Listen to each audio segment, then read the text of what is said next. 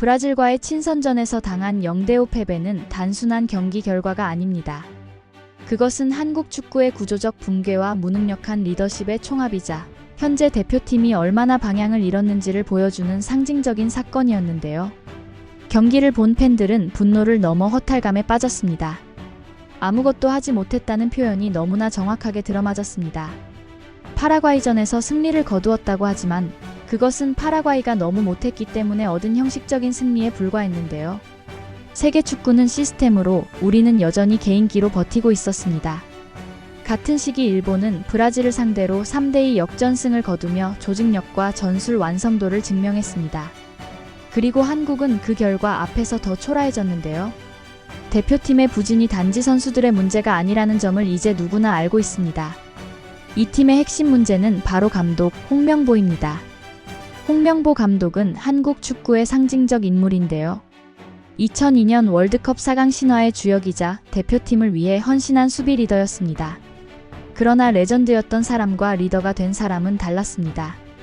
홍명보가 감독으로 돌아온 순간 팬들의 기대는 설렘보다 불안이 더 컸는데요. 이미 2014 브라질 월드컵 참사로 한 차례 실패를 경험했고 그 여파로 대표팀과의 관계는 깊은 상처를 남긴 상태였습니다. 그럼에도 그가 10년 만에 다시 대표팀을 맡게 된 과정은 절차의 투명함과는 거리가 멀었습니다. 대한축구협회는 클린스만 감독 경질 이후 막대한 위약금 부담으로 인해 안정적인 인사를 원했는데요. 그리고 정몽규 회장이 직접 나서며 홍명보를 낙점했습니다. 기술위원회는 배제되었고 면접은 요식행위에 불과했습니다. 당시 감독 추천 권한이 없는 기술총괄 이사가 홍명보를 직접 추천했다는 감사 결과까지 드러났는데요. 이미 내정이 완료된 상태에서 이사회가 서명 결의로 승인하기만 했던 것이었습니다. 모든 절차는 구식 인맥 시스템 속에서 결정되었습니다. 문제는 이런 불투명한 복귀가 결국 대표팀 운영 전반에도 그대로 투영되었다는 점인데요.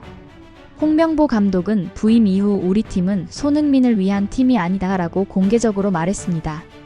공정 경쟁의 의미로 포장되었지만 결과적으로는 스타 선수와의 불화론을 키워 팬들의 불신을 증폭시켰습니다. 이미 2012 런던 올림픽 당시 손흥민을 명단에서 제외했던 기억이 축구 팬들 머릿속에서 되살아났기 때문인데요.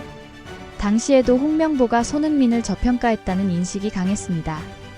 이렇듯 홍명보는 늘 원칙과 냉정함을 강조하지만 그것이 실제로는 감정적 거리두기로 받아들여지고 있습니다. 2025년 9월 A매치 명단 발표 자리에서 홍명보 감독은 손흥민의 주장직에 대해 생각해볼 사안이라고 말했는데요. 이것이 불필요한 갈등의 시작이었습니다.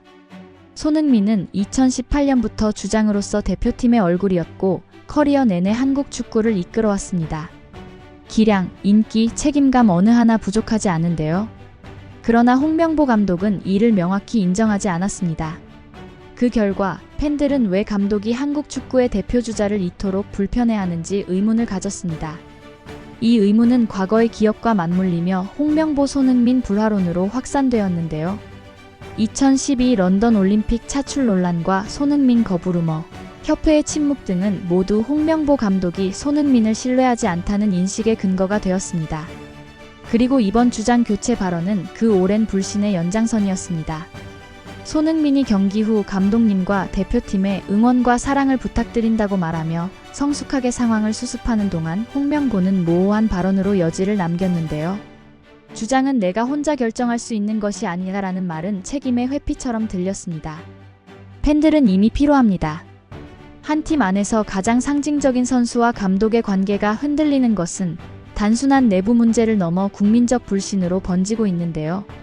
그 결과 한국 대표팀은 월드컵을 앞두고 가장 불안한 상태로 들어서게 되었습니다. 브라질전 0대5 패배는 숫자 이상의 의미를 가집니다. 2016년 스페인전 1대6 이후 9년 만에 5점 차 대패인데요. 그것도 홈 경기였습니다. 실력차를 감안하더라도 한국은 아무것도 하지 못했습니다. 홍명보 감독은 미국과 멕시코전에서 1승 1무를 기록한 백스리를 그대로 들고 나왔는데요. 그러나 브라질의 압박 앞에서 3백은 순식간에 붕괴했습니다. 공격 전개는 막혔고 수비 간격은 벌어졌으며 선수들은 어떻게 해야 할지 모르겠다고 말할 정도였습니다. 이는 전술이 제대로 전달되지 않았다는 증거인데요. 경기 후 브라질 감독 안첼로티조차 한국은 압박에서 미스가 났고 수비 라인이 간격을 유지하지 못했다고 냉정히 평가했습니다. 팬들이 더욱 분노한 것은 결과가 아니라 태도였습니다. 안첼로티 감독은 비가 오는 경기 속에서도 비를 맞아가며 끊임없이 지시를 내렸는데요. 그러나 홍명보 감독은 벤치에 앉아 침묵했습니다. 0대4로 끌려가던 후반에도 지시 없는 관망. 그 모습은 삐진 초등학생 같다는 조롱을 받을 만큼 상징적인 장면으로 남았습니다. 팀을 지휘해야 할 감독이 벤치의 그림자가 되어버린 것인데요.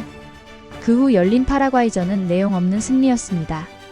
스코어상으로는 2대0 승리였지만 상대팀의 느린 템포와 잦은 실수 덕분이었습니다.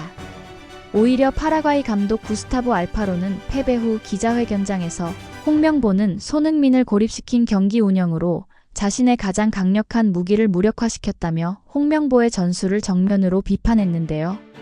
상대팀 지도자가 한국 축구의 구조를 더 정확히 파악하였다는 자조의 선언이었습니다. 홍명보 감독을 둘러싼 비판은 개인의 무능을 넘어 시스템의 병폐로 확장됩니다.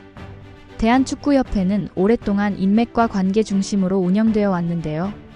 정몽규 회장의 독단적 행태는 그 구조적 문제를 극대화시켰습니다. 국회 국정감사에서조차 홍명보에게 미안하다고 언급하는 회장의 모습은 팬들에게 충격을 주었습니다. 감독의 성적보다 관계를 우선하는 협회의 태도가 문제의 핵심인데요. 클린스만 경질 당시 위약금 100억 원 사태로 협회는 막대한 경제적 부담을 짊어졌습니다. 그 경험 이후 협회는 안정 유지를 절대 명제로 삼게 되었습니다. 홍명보와의 계약을 해지한다면 또다시 위약금 부담이 생기기 때문인데요. 그 결과 협회는 감독의 실적보다 계약의 안정성을 중시하고 있습니다. 경기력은 부진해도 구조는 변하지 않습니다. 이러한 잘못된 구조 속에서 홍명보 감독은 사실상 경질될 이유가 없는데요. 협회는 절차적 하자는 있었지만 불법은 아니라는 감사 결과를 근거로 계약 유지 논리를 세웠습니다. 결국 축구협회는 실질적 능력 대신 행정적 논리로 감독을 보호하고 있습니다. 그러는 사이 대표팀은 무너지고 팬들의 신뢰는 사라졌는데요. 이 문제는 한국 축구의 고질적인 인맥 문화와도 맞닿아 있습니다. 2002 신화의 후광을 등에 업은 386 축구 기득권 구조는 이미 세대 교체를 막는 가장 큰 장애물이 되었습니다. 선수는 바뀌었지만 결정권을 쥔 사람들은 바뀌지 않았는데요. 홍명보 감독의 존재 자체가 그 구조의 지속을 상징하고 있습니다. 정몽규 회장의 절대적 신뢰, 협회의 무책임, 위약금 부담, 그리고 팬 신뢰 상실까지 이 네 가지가 지금의 불가경질 시스템을 만들어냈습니다. 홍명보 감독은 한때 그라운드 위의 리더였습니다. 그러나 지금 그는 벤치 위의 침묵으로 상징되는데요. 브라질전 참패에서 드러난 전술의 무력함, 파라과이전에서 드러난 타국 감독의 조소, 그리고 손흥민 주장 논란까지. 이 모든 것은 그가 더 이상 대표팀의 미래를 제시할 수 없다는 사실을 보여주고 있습니다. 홍명보 감독 체제는 이제 변명의 여지를 잃었습니다. 레전드라는 이름은 존경받을 이유이지 비판을 피할 이유가 될 수 없는데요.